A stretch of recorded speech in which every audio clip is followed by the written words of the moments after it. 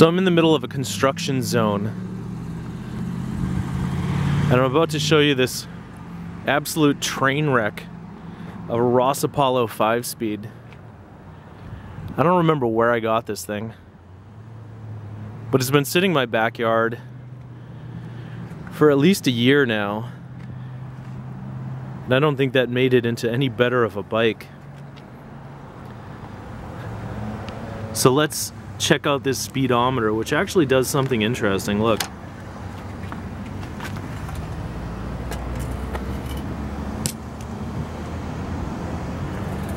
Isn't that a cool trick? Speedometer complete with leaf. If this thing's calibrated correctly, then somebody rode this bike an awful lot.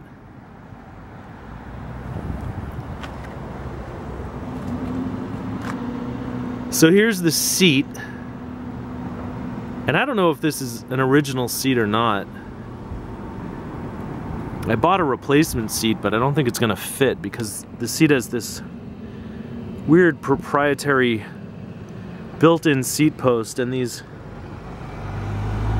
sissy bar clamps that certainly aren't gonna fit onto the seat that I bought.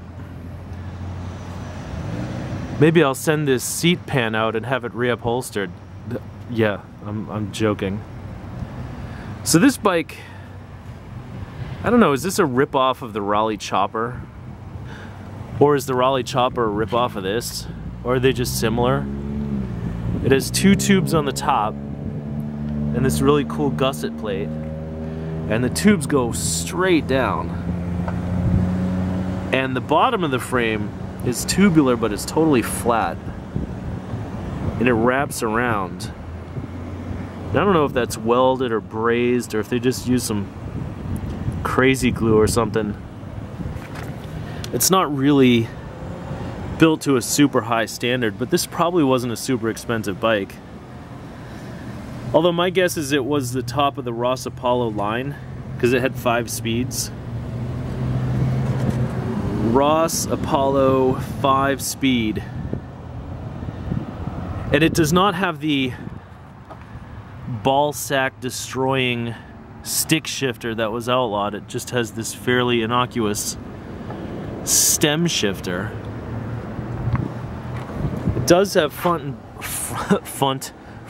and back brakes. This brake still has a cable on it and a brake lever. This one does not. It also doesn't have the little hardware that works with the cable.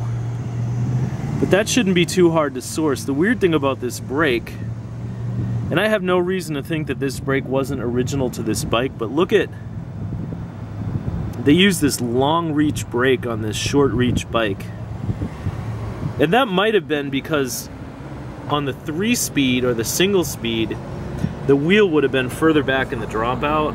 See how much space there is in that dropout? But in this dropout, you needed to accommodate the derailleur. So maybe they spec'd all these bikes with these brakes, and maybe that was a mistake. I don't know. I'm sure somebody knows. I think the front crank is really ugly. Or the only crank, it's not the front crank. I do like the way the bottom bracket shell just kind of hangs in midair like that. I'm sure it makes it really flexy to ride the bike, but it's cool. Then you got an Eagle derailleur. There's nothing special there. Now this bike looks like a real disaster area. What with this speedo and everything and this tire. But all it really needs to be functional is a seat or recover this seat. And I don't know how you'd do that. Brake lever, some little hardware bits, a cable. You could probably just put in tubes, or maybe even the tubes that are in it are good, and inflate the tires as is. They're really dry rotted and worn, but if you just wanted a display bike, all this rust will come off. The speedo has seen better days, so that would have to come off. Of course, this thing's never going to be perfect, but it has a lot of really fun, natural wear to it. The other side's not quite as bad. Decal is actually pretty nice over there. And here's the serial number, just in case you care about that kind of stuff. I'm gonna guess, since it says 77, it's probably a 1977. And of course there are no pedals. Those shouldn't be hard to source. So I'll probably just throw this thing on Craigslist as it is and see if I can get 20 bucks for it, but I did spend 10 bucks on a seat that I thought would fit it. So maybe I'll try to put that on there.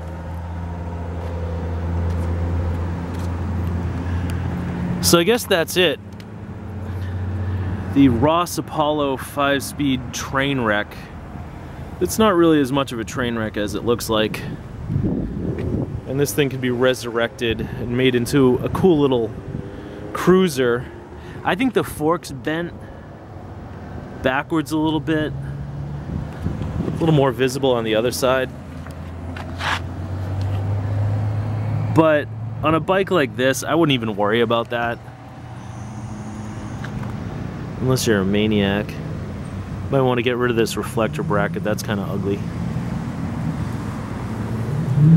So, time will tell what I do with this thing. But I'm sure I won't own it for very long because there's tons of dudes my age who had one of these or had something like it who will be glad to put it in their garage and tinker with it. Look at this front tire. Oops. So I guess that's the lesson. If you find a Ross Apollo that's all beat up, don't make the problem worse by leaving it in your backyard in the rain for a year. You know, maybe give it some love right away. But either way, this thing's gonna come out and see the light at the end of the tunnel, hopefully sometime soon. And maybe if I actually fix it myself, I'll make a follow-up video so that you can see what it turned into. And until then, that's the Ross Apollo in this lovely construction site here in the city of Newburgh, New York.